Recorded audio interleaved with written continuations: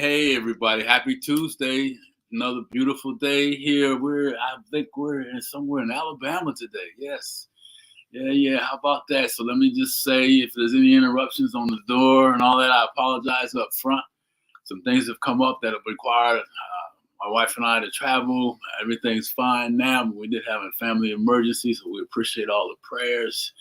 And miracles do happen. I'll say it like that, right? Miracles do happen for sure.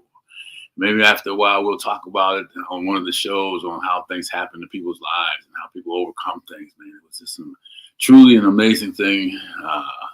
Now, scary earlier about my younger brother who had an aneurysm, and it was one of those things where you don't know for sure and how it all. Just crazy, right? But he's fine. He is here, man. He is here. So anyhow, let me just say thank you, everybody, for all your prayers, and welcome everyone to another version of Conversations with Geoff. And we brought back a guest that was dropping some powerful nuggets a few months back, and felt like it would be important to come back and talk to you guys about something really cool. We were chatting about it before we went live, so make sure you get your friends on board, you get set up, and get ready to listen and learn, right? So I want to thank everybody that's been following us on YouTube, LinkedIn, Facebook, and all the other platforms. And anyone that's new to our mission, welcome. And just remember that when you come in here, you tell us who you are, tell us what you like, make sure you show some love to the speakers. And remember, right, the power that we all have is between our ears, right? That's 6 inches between our ears, man. So thank you, everybody, for all your support and continued love. And today's show is going to be amazing. And for those of you that aren't familiar, my name is Geoff Tyson. I am the comeback king, baby.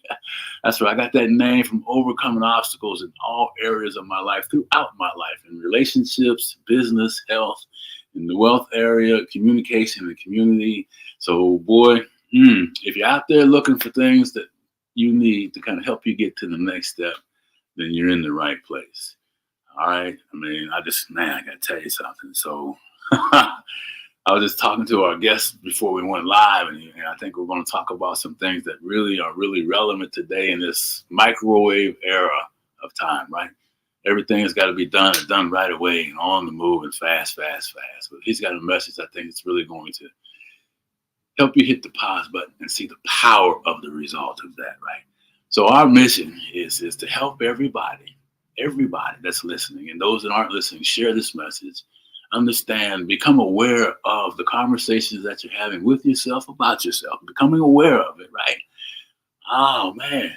What I mean by that is, how often do we say, oh, boy, I'm stressed out, or, oh, I can't take another step, or, oh, you hear me, all these things. And what do? We set ourselves up. Our body reacts, our brain reacts to that. So simple habits that we ask everybody to follow, everybody to listen to, is rather than say I can't, you say I can. Rather than say maybe, you say I will. Maybe you think about it, it's I must. 3 simple things that you can do right now. I will, I can, I must. And you know what happens when you do those things over time? You begin to believe. You begin to see the evidence of your practice. So anyway, that's the assignment for today. Same assignment. Stinking thinking's got to go, baby. Those tools will help you get rid of that. So anyhow, our guest today is a former NFL player, great athlete, super dad, speaker, coach, mentor, inspiring pastor. Man, he comes with a message of purity from his heart. Ladies and gentlemen, let me bring back to our stage my friend Mondoe Davis. All right. Mondoe, what's up, man? Hey, Geoff, my brother. How are you, sir? Come on. Hey, we're hanging in there, man. We're hanging in there, as you know, right? Awesome, man. So honored to be back on the show. Thank you so much for having me back. Oh, man, we couldn't wait to have you back. I told you we went on for days on the last session, man. You bring that beautiful smile and you light up the world, man. So thank you. And I didn't tell people that what your role is while your wife's out of town with the 10 kids, man. Yeah, my wife is on a trip right now to Uganda with my grandmother, and love, and I'm holding the down with 10 kids. So yeah, man, I'm the comeback king. I'm coming back right now saying, Lord, help me. Help me. Come on. Yeah, no, I have some great kids, and I'm grateful, and they're all helpers. Everybody's chipping in, and I call them my dream team. So we say teamwork, dream work around here. I love that, man. And for those that think, how can they find time to do that? I think you talked about your schedule starting at 3:30 and then moving on, your exercise, put time in for yourself, and then you just place that. So it is possible, I guess. I want people to know that busy folks with lives can do things in spite of whatever else is part of raising kids, right? That's exactly right. That's exactly right. It takes some structure, it takes some planning, intentionality, and really being able to stay focused on the bigger picture in terms of what you're doing. But it certainly is possible. So yeah, so we shut it down around here. I told the kids, listen, we're going to bed. It's going to still be light outside. It's going to be okay. All right. Put your head under the pillow, close your eyes, relax, read a book if you need to. But daddy's, holding the fort down, right? We wanted to send mommy and my mom on a trip. So it's one of me, it's 10 of y'all, and we got to work together. So I said, listen, I'm playing it. We're going to bed, and I want y'all up, and I want y'all alert in school, be focused, intentional. So anyway, man, the kids are like, all right, let's do it. So we're in the bed between 7 and 8, man, 7 and 8 p.m. And then we're waking up. I'm getting up at 3. Kids are getting up at 5. So I get my time with God and go to the gym and work out. I'm back at home. It's ready at 5 a.m. Waking the kids up, and we're out of the house by 6:15. I'm running my route to get them to school, and then I'm right here at this desk getting to work. So yeah. So what I hear in there is just a plan, a system, and everybody has a schedule and to kind of pull things together. So that's really important. Yes, I hope you're listening to that. And so that's been working out well. And now your wife, tell us how where's wifey at now? She just didn't leave you. So my grandmother she's celebrating 87 years young. And the irony in this entire story, you and I were just talking about this, is that she had 3 strokes and almost died. 3 of them. Most people have 1 and they're gone. She had 3 strokes. And she said, hey, I want to come live with you guys. She knows about how we eat and the way we live, our lifestyle when it comes to health. So, man, she transitioned to us about 7 years ago, and we were doing inspiration boards. Many of you may know it as a vision board, but we do inspiration boards at the beginning of the year. And on her inspiration board, she said, I want to go take a trip to Africa. I want to go to the safari, see the lions and the big 5. So I don't think she really understood that this is something that truly can happen, because she's in a wheelchair. She can't really get up and move around the way she used to. So she can walk around a little bit, short distances, but when we're going anywhere out and need to cover quite a bit of distance in terms of walking, we just put her in a wheelchair and push her. So in her brain, I don't know if she realized that this is something that can happen. And surely she's on the plane right now. So really, really excited for her. Super excited for my wife, because them two are like this. They're so close. Yeah. And man, me and the kids are just honored to be able to send her and my wife out there to have this experience. Yeah. So, there's so much in there I hear about. She's been wanting to do this for a long time. And then you talked about your inspiration board and then her, has she always had an inspiration board, or was that new to her? Yeah, that was new to her, coming to live with us. Yeah, come to live with you. Yes. And then seeing that really happen. Because I know you were going to make it happen, but the putting it on the board, people wonder, does that really work? This is living proof at any age. That's right. Right. At any age, that they can learn how to use these tools to change their life, man. You know what, man? Let me jump in on that piece too, because I feel like a lot of times in life, things happen to us in life. Yeah. And for those of you who are listening, you may have had to try to overcome insurmountable odds, and you probably given up on some dreams that live in your heart. But I just want to remind everybody watching this right now that it's never too late. Yeah. It's never, ever too late to dream again and to do something even new. The old saying, you can't teach an old dog new tricks. Well, I don't know if that's true. I don't know if I really believe that, because I feel like it maybe isn't a willingness to change, right? Yes. We've gotten so comfortable that we don't want to change and let go of old paradigms or old beliefs. Yep. So just to take it a step further with grandma, since we're using her as an example, she had never worked out in her life.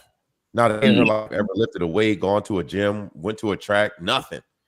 And she starts working out with us at 82 years old. Wow. 80 years old. She's working out, going to the gym. She's got a trainer. She did a 5K. She did 2 5Ks. Yeah. She's going to Africa. Like, this woman is amazing. She was on the cover of one of the YMCA's. They had this huge billboard. She was on the billboard. Wow. So what I'm saying is, like, she's a woman that's down. She's like, I'm going to continue to dream, and I'm going to continue to trust. And those opportunities have opened up for her. So I just want to encourage you, if you're watching this right now and some of your dreams have died, don't lose hope. Don't lose faith, because as long as there's still breath in your body, as long as you have a pulse, you still have a purpose. Yeah. I love that. Pulse and purpose, baby. That's right. I mean, those two things go together, man. Pain and pleasure, pulse and purpose. Mondoe, thanks for sharing that story, man. And I can see her 80 years young in the gym doing her thing. Yep. Wow. Talking trash too. Talking trash. Yeah. Talking big trash. Yeah.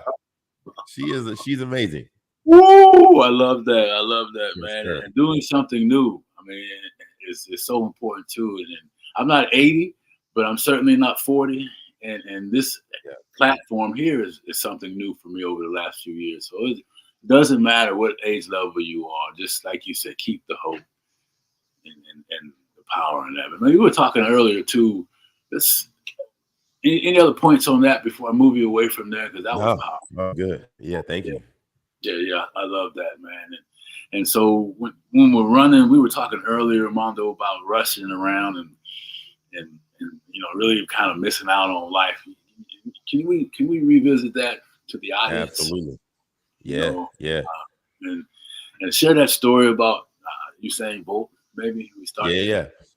Absolutely. So, the premise of the conversation was life. A lot of times we're moving so fast. We're operating at such a fast pace. Like, even what I share with you guys, like, that sounds overwhelming, sharing about like the schedule that I have for the next 10 days with my wife being gone and the kids. And it could be like, it's so fast. But in the society we live in, we can become so consumed in our schedule and the fast pace that it literally causes us to get depressed, drained, stressed out, and inevitably ineffective in what we're really called to do with our lives.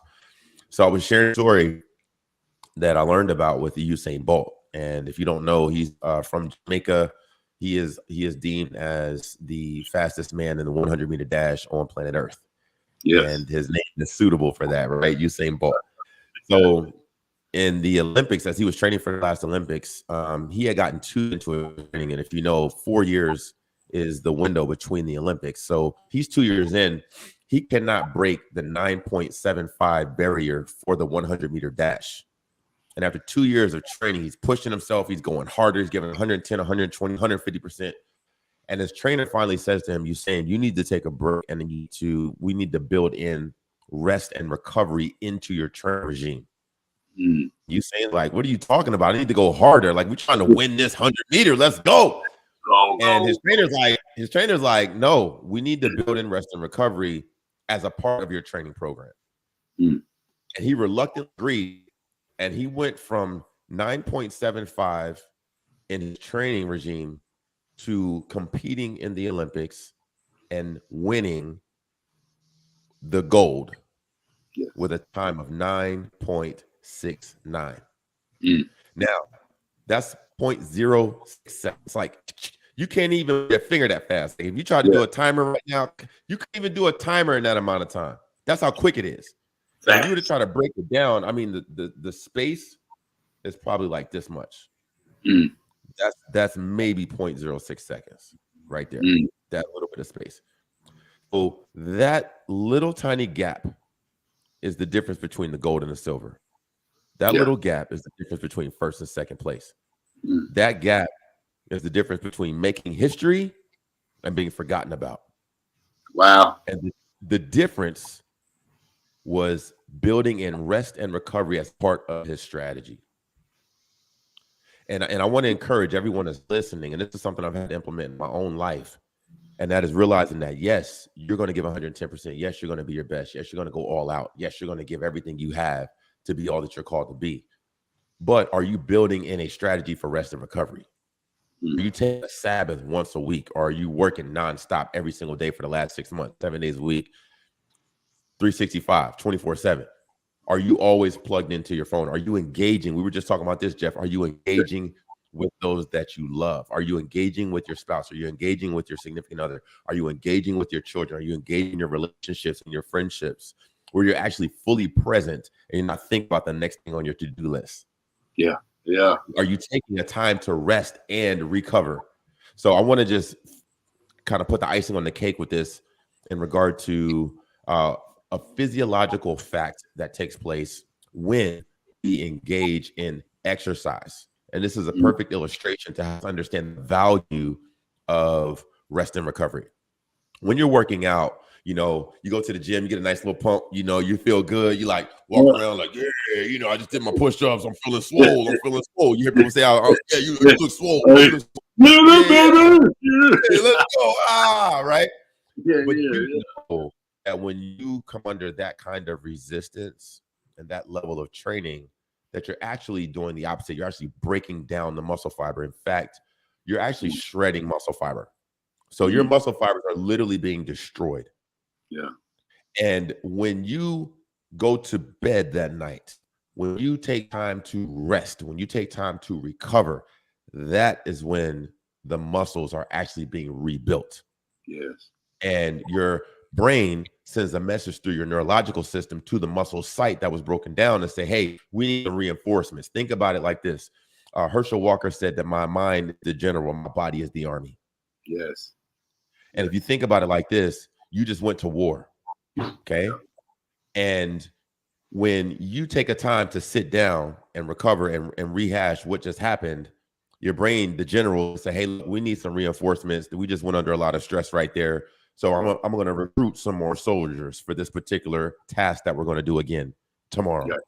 Right. And then while you're sleeping, your body's recruiting soldiers and it's rebuilding those muscles. So now that bicep that you tried to lift with and you got the 5 reps and you're like, I can't do it anymore. I failed. Now the neurological system sent the message to that particular site so that tomorrow when you come back, instead of just doing 5, you have more muscle fiber and you can do 7 reps. And now as a result of that, you got a bigger bicep, right? Yeah. Now let's take that same process of thinking and apply it to our lives when we come up against resistance as we're pursuing our purpose, pursuing our goals. And now if you take time to rest and recover and take time to allow yourself to get the strength you need, next time you go and do that task, next time you go and try to fulfill that purpose, you're going to have reinforcements that equip you to go further and longer than you could have in the past. Yeah. That's the value of rest and recovery. That should be a part of the strategy, not something that we have to acquiesce to because the strategy failed. Yeah, and it's not a message that is embraced. It's not a message that's shared, and it's overlooked. Yeah, you know, and I love how you put it all together, man. Taking it from the physical perspective to our own personal lives, and you know, some folks say just take 15 minutes a day. You know, however that might be, and do nothing but just be. Yes. You know, and how we gain, you know, the resurrection and all that stuff through our recovery of rest. And so, but it sounds really good, but you know, people are like, yeah, I don't even, you know, how can somebody start?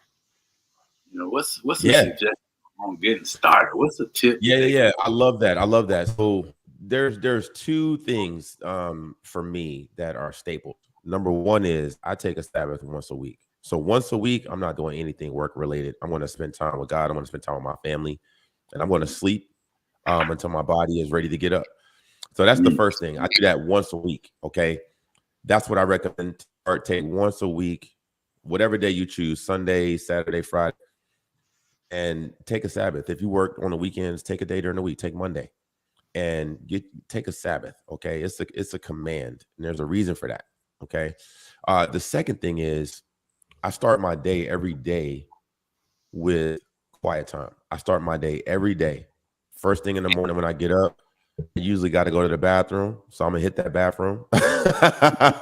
After I go to the bathroom, I'm gonna drink some water. I'm gonna hydrate. It super hydrates your brain, your joints, it gets your body moving. So I hydrate, and then within about 10 minutes, I brush my teeth because it wakes you up. And then right after that, I'm alert. Now I'm not groggy anymore, and I want to go back to sleep. It usually takes me about 5-10 minutes to do all that. And then I take the next 30 minutes to 45 minutes, maybe even an hour on some days, and I spend time in my word. I spend time meditating in the word. I spend time in prayer. And that's a way for me to recover. That's a way for me to rest. It's a way for me to get perspective on the day, the things I need to be prepared for. It's a way to settle my soul before I engage in the process. And those are the two things that keep me grounded every day. And some days I might need a little more. So during lunch, I might take 5 minutes and just have complete quiet. Yeah. And just pause and stop. Yeah. And reflect and think about the things that I'm grateful for, because it resets me.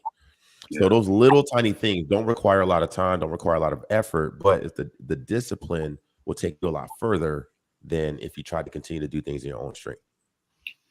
Yeah, you mentioned discipline, and listening to you share, you had to have. I mean, that day 1 was good, day 7 was good. What about day 30? When everything is pushing you against not doing it anymore? How did you create that discipline habit? How did that discipline muscle get to be to where you're doing it every day automatically? Yeah. So I think that's a great point you're making, because it's like, all right, that sounds good, but I think we have to attach our goals. To stay disciplined, we have to attach our goals to a deeper meaning. Here's what I'm saying. Let me give you an example. This is a classic example. So when we think about a professional athlete example, you think about being a pro athlete, a kid with a dream. What's the difference between the kid who makes it versus the one who probably doesn't? Most times, it's the motivation why they want to get to the league. Yes, sir. That's it. I'm going to get out of the hood. Yeah. I'm tired of walking down the street or the store getting robbed. Yeah. I'm tired of my mom in this house and us being on welfare. That motivation, I'm tired of sleeping on the floor with all these other siblings and being worried that rats is going to run over top of me in the middle of my sleep. Yeah. Or wiping roaches off, fall off the ceiling. I'm so sick and tired of this that I'm going to do something with my life so I never have to be in this situation again. So when an athlete shows up on the field and he's standing against another athlete, the other athlete's there just because mom and dad are like, hey, you're going to play a sport. And he's like, okay, cool. I'm good. I'm an athlete. I'm out here. It's going to be fun. It's going to be awesome. Yeah. Right. Well, whereas somebody like myself or someone else is like, this is what's going to get my whole family out of the hood. Yeah. Like, I got my whole family on my back right now. So when this whistle blows, I'm coming at you with the force of my family. Yeah, baby. Versus mom and dad just telling me, hey, I paid tuition and you need to play a sport, Johnny. Yeah. You get what I'm saying? Oh man, so Yeah. So the difference and the weight of what's being brought to the table brings a whole level of discipline that the other person can't even understand. So a lot of times I think the reason we fail when it comes to a discipline is because we haven't attached it to something that has true depth and meaning. So back to your question about how do we maintain this opportunity to rest and recover in the midst of being at day 30 and not having the same motivation we did at day 1 is because of not having it attached to the correct meaning. So why is it important for you? What is this going to do for you 5 years down the road? I'll give you a quick example. There's a guy that I was talking to that was coaching, and he and I were talking through this exact same thing. It was a different example, but I said to him, I said, hey, what is this going to cost you if you don't make this change right now? He said, I'm going to wind up in a loony bin like my brother. My brother's in a crazy house right now in a psychiatric ward, pinned up like this in a white suit. And the reason why is because he didn't make this change. He didn't make the necessary adjustment so that he didn't have to be in this situation. And I'm headed down the same track. And if I don't make a change, I'm going to be in that spot. That's called motivation right there. Yes, sir. So he took coaching and he went a different direction, and he's mentally healthy. He's thriving in his business and he's thriving in his relationships because he saw the value of attaching his destiny, attaching his goals to something that had more value. Yeah. So what I would say to anyone who starts out on something, you have a habit of quitting, You have a habit of saying, man, this is for the birds. I'm done. I want you to start taking your goals. And beside your goals, I want you to write down 3 people that you love the most. Mm. And then I want you to write down how you achieving your goal transform those 3 people's lives. Write down 3 different reasons why you reaching your goals is going to transform their lives. And now, when you get ready to get to that point of saying, forget this, I'm not going to take a Sabbath. I'm not going to, get to a point where I can go from a 9.75 100-meter dash down to a 9.69 and be the best in the world and everybody knows my name. Like, forget that. I'm going to quit. I'm going to be second place. Nobody wakes up and says, I want to be a loser. Nobody wakes up and says, yeah, I can't wait to be second place. You can ask a homeless person. They still want to win. Get them out on the corner playing crap shoes. They're going to still be trying to get that W because we were made to win. We are. Sometimes we got to slow down and speed up. Yeah. So I would say attach those goals to something that has deeper meaning and deeper value. And that's what'll keep you going. That'll keep you up at night and it'll wake you up in the morning. Man, that was beautiful. I mean, that was beautiful. And Jackie says, yes, that drive is what's different when you're under life's pressure. And instead of saying wow and hi. And Mondo, listen, man, you attach the emotion. Without the emotion, we give up. When we think about the 3 people, I'm thinking, all right, what have I done before? Why are we doing this show? Why are we hosting this show? Right? It's to touch 1 million lives, impact 1 million lives with support from folks like yourself coming in here and letting people know that they too can achieve whatever they want. They too can be sitting on there like Mondo with a big smile, happy because he knows he's living in his purpose. Right? Oh man, that was great. Ooh. Come on, man. Hey, I'm gonna tell you, it makes all the difference because this has probably been the most productive season of my life. And the difference that I had to make was exactly what I just told you, Geoff, and the person that's listening. I've had an opportunity to do some pretty cool things with my life, but man, there's so much more that's inside of me. And I have to stay diligent. I have to stay focused to be able to do that, especially with a very demanding schedule. 10 children that need my attention, that need daddy fully engaged, a wife that, a mother. So there's all these demands, but again, it's not trying to fabricate energy. It's not trying to come across in a way that's not authentic, but it's recognizing that when I prioritize my life around the things that matter most, that's when I see true change take place. I got to share this story with you, Geoff. I got to share this story with you. You're going to love this. And listen, you guys are going to love this because I think this is going to further embed the points to a point where it will give you a visual illustration of what this looks like, or what I'm talking about. Okay. So I get a phone call from my wife. We're on FaceTime and all I see is his hand. Okay. Again, I'm setting this story up. So it's going to shock you in a minute, but then it's all going to make sense. So stay with me. All right. We ain't doing nothing funny. All right. So yeah, don't pull no little sound bites. You got to put the whole story together, Geoff. If you post this. I'm riding with you. Come on, man. Let's go. Let's go. So my wife gives me a FaceTime call and all I see is this hand grabbing on these thighs. Okay. It's grabbing these thighs and then it's like grabbing this butt, right? And I'm like, what is going on? Like, did you accidentally FaceTime me and you doing something you ain't supposed to be doing? Like, what's so I'm tripping, right? But my wife is on the I can hear my wife talking. She's like, babe, oh my God, look at this. And all I see is her hand grabbing this other lady's butt. Right? So I'm tripping. I'm like, yo, what is going on? She zooms out. She's in the grocery store. Okay. This woman is in her, man, I don't want to fabricate the age, but I'm pretty confident that this woman was in her late 70s. Wow. Late 70s. Okay. All right. I mean, like 78, 79, maybe close to 80, somewhere in there.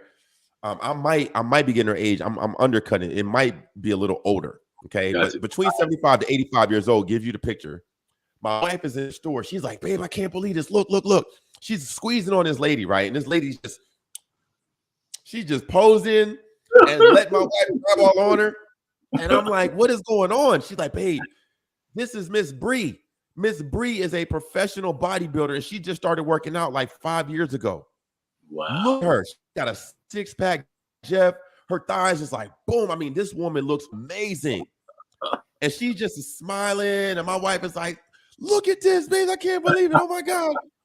And I'm tripping, right? So we get to talking to Miss Bree, and we're asking her, because she was like rock hard. It wasn't like flabby, you know? Yeah. She's a professional. She competes. She's competing. So we got to talking to her, and we were asking her how she did it. We're talking to her about her process. And Miss Bree, it boils down to this. She said, listen, in life, we have an opportunity to choose how we're going to spend our time. I choose to spend my time doing the things that bring life to me. And I didn't know about bodybuilding. I didn't know about the value of this, but I got into this about 5 years ago because I knew I needed to make some changes in my life, and I wanted to get focused, and I wanted to be disciplined. I wanted to be diligent and do something positive. She was like, I go to bed. She said, I go to bed at 5 p.m. Lights out. I'm asleep for the night. I wake up at midnight. I do my chores. I have my breakfast. I'm in the gym at 3 a.m. I work out, and then I train my clients, and I'm done with my day by 2 p.m. I come home, I have my dinner, and I'm in the bed again at 5. And she's like, that's how I live my life. And when she shared that story with us, and we saw the joy, we saw the peace on her, the way she's walking in such strength and vitality, we thought to ourselves, I thought to myself, it all makes sense. You have to prioritize your life around your purpose. Yes. Yes. That's it. Yeah. I love it. I love it. And people are saying, wow. And Glenda, hey, Glenda, how you doing? And Jackie and Steph. Man, they're like, wow. I mean, you're hitting it. You're nailing. That's why you're here, man. You're nailing it. Inspiring. Come on. Inspiring with purpose, right? And people, and I know you had, and I got to say this too, I know you had to learn how to say no to people. Yes. You know, absolutely. I mean, if you look at all the things that you're doing and you say no to, you're going to gain so much more time, right? That's right. Prioritize your life. I love that, man. I'm kind of jealous of your wife. I want to try to feel Miss Bree too. Rock on. I don't know if your wife is going to like that though. Hey, my wife, no, I'm true blue to my wife, man. It ain't nothing but doubt. That's awesome, man. That's amazing. I love it. I love it. Hey, we gotta have some fun here, man. I love it.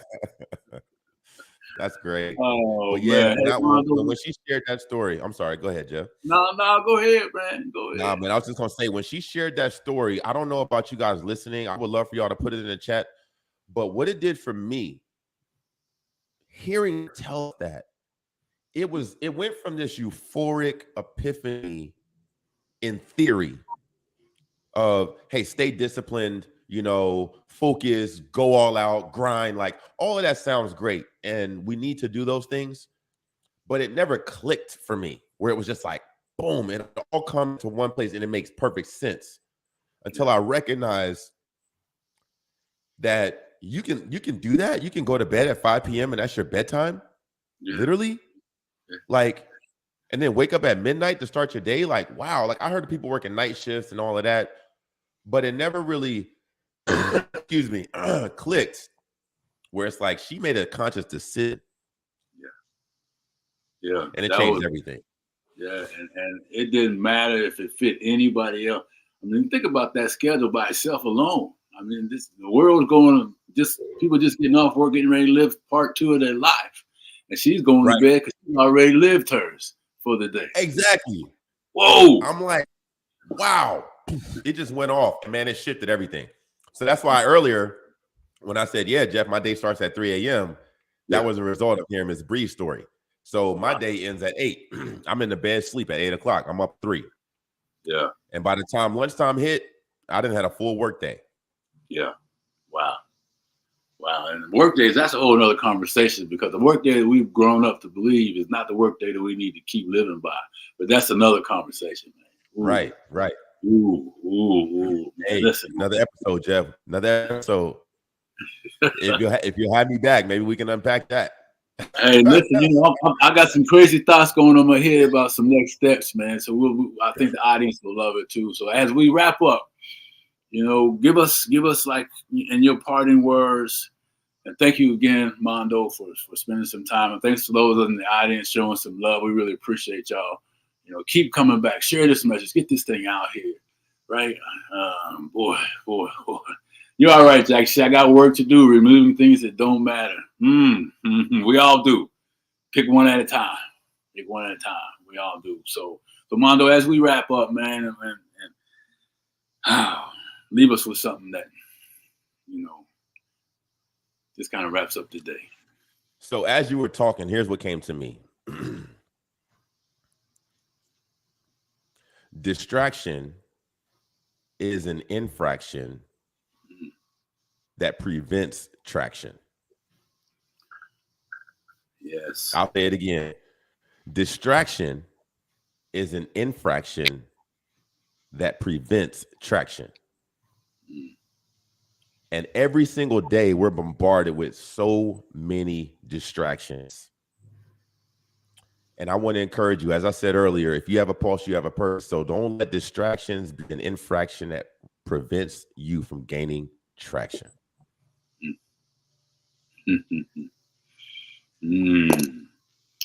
Boy, yeah. For those of you that want to kind of have it simplified, don't let the whining get in the way of your purpose. And I love that. Wow. Woo. Yeah, that was awesome. Wow, Geoff, come on. Part 2 coming soon, my friend. I love how you wrap that up, because it is. I mean, and just because it's evident today and what's going on, and I know there's things happening in the world that are really crazy, and then Louisville, Kentucky is just another example of tragedy in the world, and those are all things that are real. But remember what he said: distraction is an infraction. Pray for it, do what you can, and then refocus on what the purpose is so you can keep that traction. I love that. Mr. Davis, as always, man, much love and respect. Thank you so much. So honored to be here. Thank you so much for having me back on the show. And your amazing audience. Thank you all so much for tuning in and receiving me. I appreciate you, and I'm so honored to be a part of what you're doing. Mondo, how do people get a hold of you, man? I mean, I forgot to ask, so we want to make sure that how do people get a hold of you, sir? Yeah, absolutely. First thing is you can go to our website at www.inspiringwithpurpose.com. I'm on Instagram at Davis Mondoe, and you can also reach out to us directly at 817-934-1004. So those are the way to get in touch with me. Emails Mondoe at inspiringwithpurpose.com. Again, Mondoe, MONDOE, at inspiringwithpurpose.com. And that's how you can get in touch with me if you want to reach out. All right. Well, you got it, folks. Mondoe, much love and respect as always, man. Way to deliver. We'll be in touch. Yes, sir. Thank All you, right. sir. God bless you, my friend. Thank you. Until next time. All right. Yes, sir. Bye-bye. Bye-bye. Woo! Hey, thank everybody for hanging in there with us. I know we ran a little long today, but man, this is something that I think we can really build upon. I know we can build upon this because that's why this man is here today. So remember all these things. Go back and listen to this again. Make sure you are sharing this. Make sure you, getting this thing out to folks that need to hear this message today.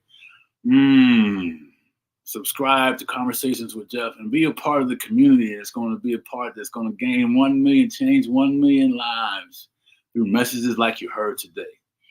And guess what? It just takes one share, one subscription to keep this thing moving. And we challenge you to do that.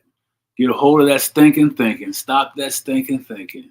Find some purpose in your process. And I wrote something down. I'm going to mess it up. Distractions are infractions. Stop having the distractions in your life. Keep showing up. We appreciate everybody for showing up. And we'll see you on the next episode. Mondoe Davis, he killed it today. Go back and listen to it if you haven't heard it. All right. Thank you guys for support. Bye-bye.